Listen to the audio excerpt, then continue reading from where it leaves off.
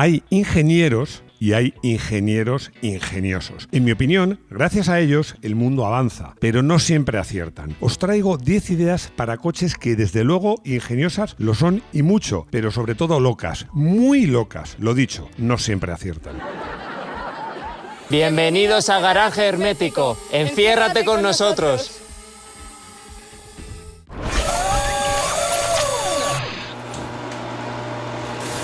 Comenzamos este vídeo con poesía. Vale, lo que faltaba. Ahora hacemos crítica literaria. ¡Qué increíble! Bueno, es que en este canal somos muy sensibles y yo quería aprovechar para hacer un pequeño homenaje a una poetisa que me encantaba, que era Gloria Fuertes, que por cierto no lo he puesto en el guión, y que tiene un poema que se llama Canción del que no quería mentir, que contaba que de pequeña mentía a sus amigos y decía mentirijillas como que mi padre es ingeniero y solo era fumista, pero yo decía que era ingeniero ingenioso. Ingeniero ingenioso. Confieso que es que me encanta esta expresión, que yo os diría que para mí es casi redundante, porque seguro que pensáis como yo, que un buen ingeniero tiene que ser ingenioso. Y desde luego os digo una cosa, de los ingenieros que tuvieron las ideas, porque vamos a hablar más que de coches, de ideas, que tuvieron las ideas que vamos a ver a continuación, se les puede decir muchas cosas, que no acertaron, que estaban locos, pero desde luego hay una que no se puede decir. No se puede decir que les faltase ingenio. Os propongo un reto que os lo propongo, no voy a decir siempre, pero muy a menudo. Estoy seguro que de estas 10 ideas locas, algunas las conocéis, pero me cuesta creer que conozcáis todas. Es verdad que esto lo he hablado con vosotros en algún comentario, sobre todo en el área de miembros del club, donde charlamos a menudo, me den muy buenas ideas, porque os vuelvo a recordar que tenemos un área de miembros solo por 0,99 euros al mes. Ya no soy más pesado con eso. Y vamos ahora con este desfile de ingenios ingeniosos. Coches a hélice. Esto de los coches a hélice es como el motor de agua, que aparece y desaparece. Pero bueno, es que la idea sobre papel, oye, pues no parece mala. En vez de poner el motor, la caja de cambios, el árbol de transmisión, el diferencial, los palieres, pues me quito todo eso de en medio, pongo una hélice, da igual delante que detrás y solucionado. Bueno, pues no. Estos coches fueron muy populares en los comienzos de la aviación, en los comienzos de la automoción. ¿Por qué? Porque en los comienzos de la automoción el referente tecnológico, de alguna manera también ahora lo sigue siendo, pero al principio todavía más, eran los aviones. Y es que estos coches, se podría decir que más o menos, sobre todo los primeros, eran sencillamente un avión al que le quitabas las alas. Bueno, es que en muchos casos incluso aprovechaban los propios motores.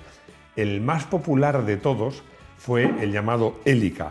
El Hélica estaba diseñado, el ingeniero ingenioso, Marcel Leyat, este ingeniero ingenioso, que entre 1913, hace más de 100 años, y 1926 fabricó varias unidades por encargo de su Hélica. Pero bueno, es que, a ver, una hélice, si los coches solo se usaran por autopista, por ejemplo, a una velocidad constante y mantenida, bueno, pues podrían funcionar mal que bien. Pero claro, para un trasto, un ingenio que tiene que arrancar, parar, el tema de las hélices, pues como no funciona. Bueno, además tiene otros problemas. Tiene el problema de colocar la hélice, tiene el problema de que consume mucho, de que hace mucho ruido y sobre todo, imaginaos que todos los coches fueran con una hélice por delante. Bueno, es que atropellas a un peatón y no solo lo atropellas, es que lo hace picadillos. Bueno, a pesar de todo, todavía hoy, de vez en cuando, en algún salón por ahí, siguen apareciendo coches con hélices. Camión con patas. Nada de tracción a las 4 ruedas. ¿Cómo que tracción a las 4 ruedas? Mejor tracción a las 4 patas. Bueno, vamos a ver. ¿A quién se le puede ocurrir una cosa así? Con todo mi cariño, estas cosas se le ocurren a los militares. El ejército de los Estados Unidos de Norteamérica, pues se le ocurrió hacer un camión andador y se lo encargó a General Electric, que lejos de decir que era una chorrada, pues no, los tíos no se amilanaron y dijeron, bueno, pues vamos a hacerlo. Y lo hicieron. Y en 1969 presentaron el denominado CAM, que era Máquina Antropomórfica Cibernética. la verdad es que como TT extremo no es ninguna tontería. Una buena idea no era muy buena idea, porque, a ver, para empezar era complicado, muy complicado. Lo que significa, complicado es lo mismo que caro. Y además era lento, es que era muy lento, porque es que, vamos, te vas a la guerra con este trasto que a tope hacía entre 8 y 10 kilómetros por hora, y es verdad que cuando llegas a las barricadas te puedes subir, pero es que para cuando llegas a las barricadas ya se acabó la guerra. Ruedas en rombo. La Fórmula 1 prohibió las 4 ruedas motrices, pero no las 3 ruedas motrices. Bueno, esto estaréis pensando que estoy loco. No. Esta idea se le ocurrió a un argentino, a Enrique Scalabroni, que en 1991 ideó un Fórmula 1 con las 4 ruedas en rombo o en forma romboidal. Contaba no con 2 ejes, sino con 3. El primero tenía una única rueda frontal, que era la directriz. Luego había un eje, que ese tenía 2 ruedas, las 2 ruedas laterales, la parte ancha del rombo, digámoslo así, que eran motrices, y una única rueda trasera que también era motriz, con lo cual cumplía con la normativa. Era un coche de solo 4 ruedas y no tenía 4 ruedas motrices, tenía 3. Bueno, la verdad es que el propio Scalabroni cuenta que realizaron bocetos e incluso alguna maqueta para hacer ensayos en el túnel de viento, pero que no llegó a ver un coche real. Bueno, a mí me hubiera gustado mucho ver si ese coche era eficaz, pero bueno, ha habido otros intentos posteriores de hacer coches con ruedas en rombo, pero en estos casos, y además algunos recientes, pensando más en coches de calle que en coches de competición. Coches de 2 ruedas. Sí, a ver, que no me he equivocado. Digo coche y 2 ruedas, pero además no un coche, sino un pedazo de coche de 5 plazas con solo 2 ruedas. La pregunta es, ¿a quién demonios se le puede ocurrir hacer un coche de 2 ruedas? Bueno, pues a un ruso, además a un aristócrata ruso, que era Peter Shilovsky, quien encargó el proyecto a una compañía que se llamaba Bosley Tool and Motor Car Company. Y en vez de decirle que estaba loco, los tíos cogieron y lo hicieron. En 1912 presentaron el Shilovsky Girocar. Bueno, un coche, ojo, insisto, un pedazo de coche de 5 plazas, casi 3 toneladas de peso y bueno, que se mantenía de pie sobre 2 ruedas. Y os preguntaréis, ¿y cómo se mantenía de pie? ¿Cómo era posible? Bueno, pues con un giróscopo, porque un giróscopo era una rueda de acero pesadísima girando a toda pastilla, que era lo que conseguía que el coche se mantuviera sobre 2 ruedas. Bueno, todo esto, pues bueno, podéis imaginar que era complejo, pesadísimo, caro, peligroso, pero volvemos al principio del vídeo. Ingenioso, sin duda que era ingenioso. Bueno, el Shilovsky Girocar causó sensación en su época, porque además, os digo una cosa, aunque cueste creerlo, era un coche funcional, que funcionaba y podías ir con él. Y tanto fue así que se han creado versiones mucho más modernas, como el Giro X de 1967. ¿Coche de una rueda? Siempre digo que hay quien lleva las cosas demasiado lejos. Y en este caso también el ingenio demasiado lejos, porque a alguien se le ocurre pensar, ¿un coche de 4 ruedas? No. ¿De 3 ruedas? No. ¿De 2 ruedas? No. De una rueda. Bueno, la verdad es que podríamos hablar más bien de una moto, pero es que os diré una cosa, de hacer un vehículo con una sola rueda no ha habido ni un intento ni dos, ha habido varios. El más antiguo que yo he localizado es en los años 30, que se hizo muy famoso, se llamaba Dynasphere, que tenía una sola rueda y además tenía motor eléctrico. Bueno, en recta, mal que bien.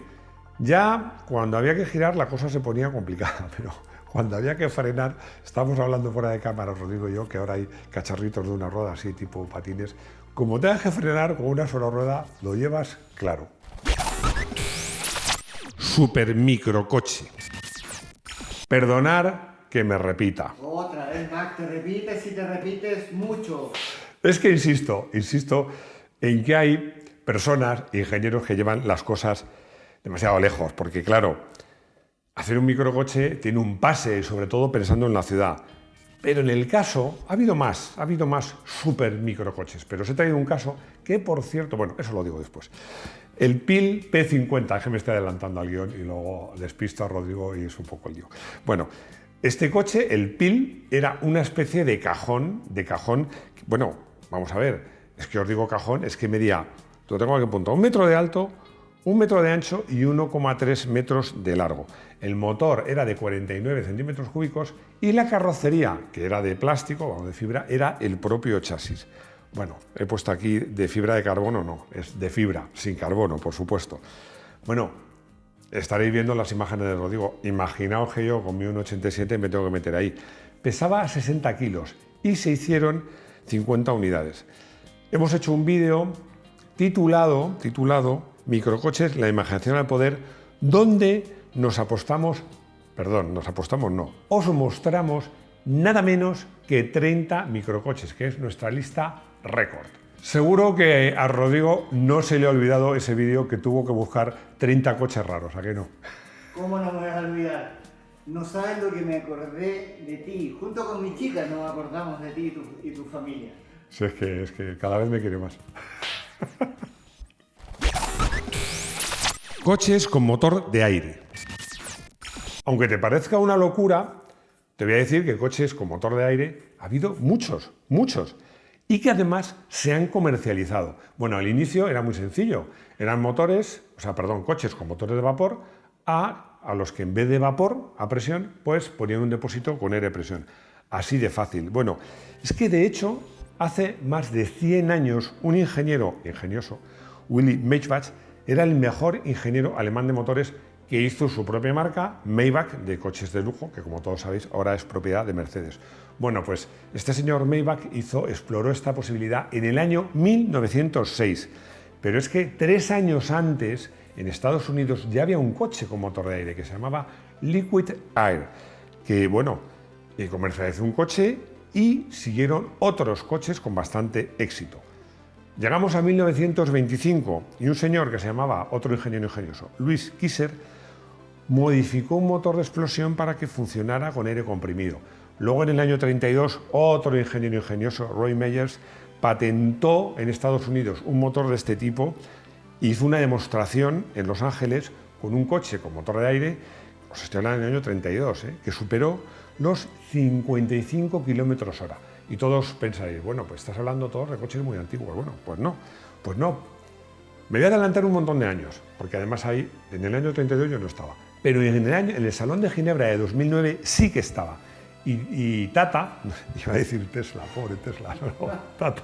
En este vídeo no me meto con Tesla, me meto con Tata. Tata presentó el MDI AirPod, que era un coche concebido para la movilidad personal en las grandes ciudades. Bueno, no se llegó a comercializar, pero os digo honestamente, estos coches que consisten en un compresor que funciona al revés, como un motor, y metes un depósito de aire comprimido, muy comprimido, pues no me extrañaría que precisamente para moverse en zonas, cascos urbanos de grandes ciudades, se volvieran a utilizar, porque como podéis imaginar, son emisiones cero. Carrocerías de madera. Mi madre, como muchas personas de su generación, al menos en España, llamaban a los coches Break, familiares, como lo queráis llamar, lo llamaban rubias.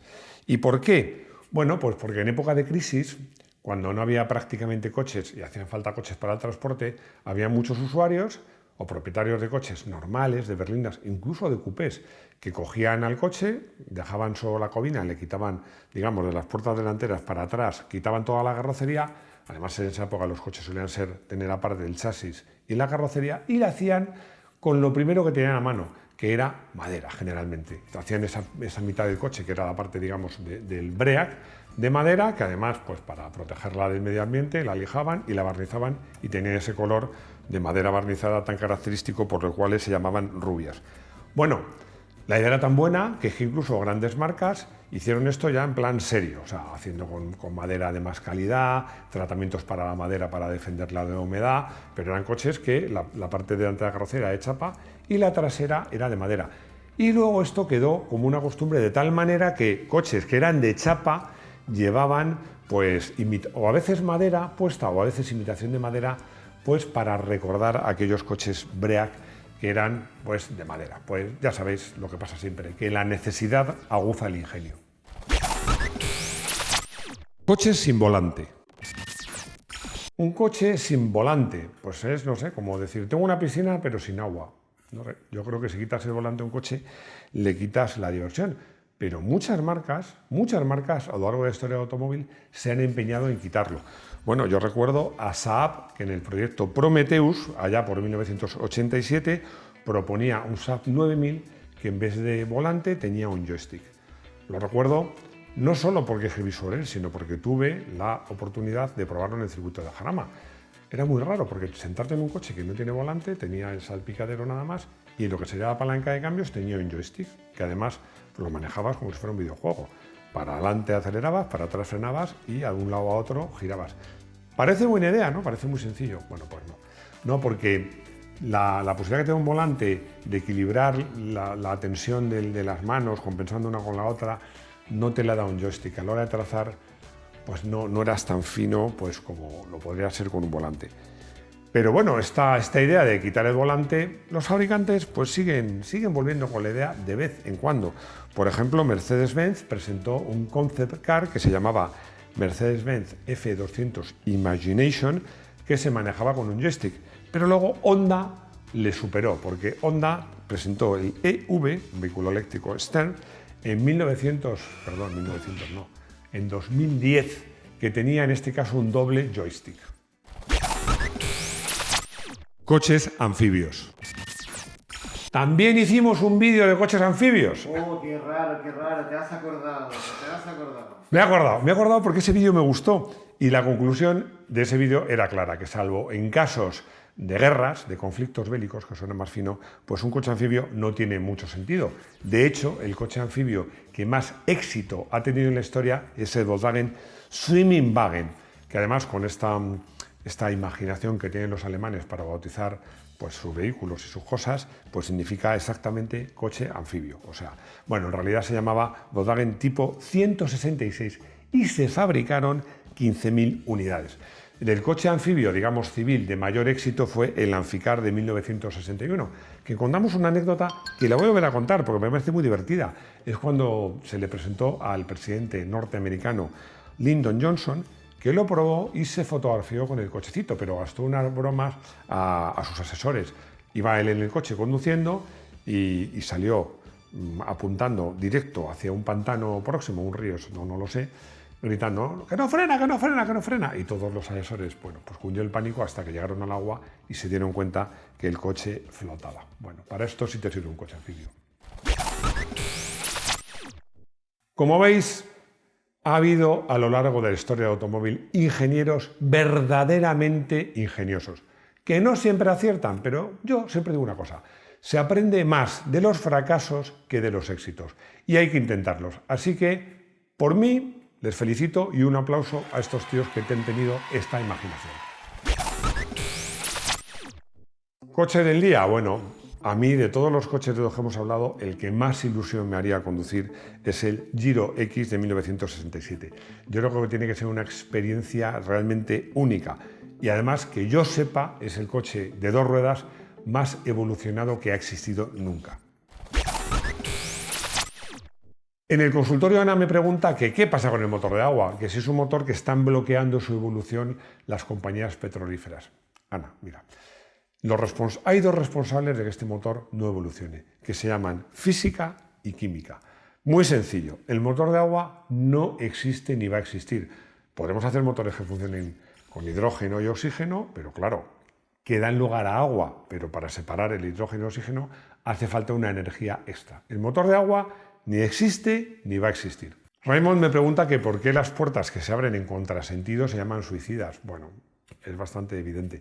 Ten en cuenta que hoy día este tipo de puertas se utilizan, por ejemplo, en limusinas, en algunos coches muy concretos, o por ejemplo coches como el iX o el Mazda. Caballo. Bueno, yo te hablo de coches modernos, el RX8, pero en este caso las traseras se abren en contrasentido, pero las delanteras mordían. Y en las limusinas se abren así porque son coches que te facilita mucho el acceso. Pero claro, las cerraduras de hoy día no son las que eran en los años 50, 60 o antes. Entonces, por ejemplo, en un 600 o en un 2 caballos, que se cerraban así al principio, como cerraran mal, cuando echabas a andar, cogía viento, esa puerta se abría ¡pah! Y se abría de golpe. Bueno, primero se rompía todo y lo segundo que te podías caer. Se usaba más porque era más fácil hacerlas girar sobre el pilar central, que suele ser más alto y más recto que el pilar delantero. Pero vamos, hoy día prácticamente no se utilizan. Llegamos a la despedida, pero antes de despedirme os quiero recordar, que me lo está recordando Rodrigo, mandadnos lo que nosotros llamamos intros. Es ese vídeo que aparece entre la entradilla y ya cuando empiezo ya a contar tonterías, donde podéis aparecer vosotros.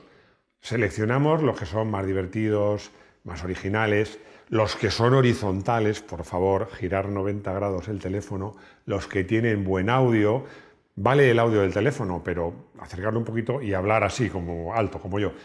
Bueno, mandadnos intros y así podréis aparecer en Garaje Hermético. Y las 4 cosas que os digo siempre, y por el orden que me ha dicho Rodrigo, que las diga. Que si queréis ver vídeos de motos muy chulos, que además estamos preparando uno buenísimo, los podéis ver en el canal de YouTube de Moto1 Pro, donde también tenéis vídeos de off-road, por cierto. Que, ay, se me ha olvidado, las redes sociales. Que estamos en todas las redes sociales, incluida, por ejemplo, TikTok. Que tenemos una web que os invito a que veáis y que los lunes podéis escuchar solo en podcast, en versión podcast, un podcast que yo me curro los domingos, donde hablo de temas siempre que puedo de actualidad y donde si ha habido Fórmula 1 os comento algo de la Fórmula 1. Y lo más importante es que espero veros de nuevo en nuestro garaje hermético. Hasta pronto.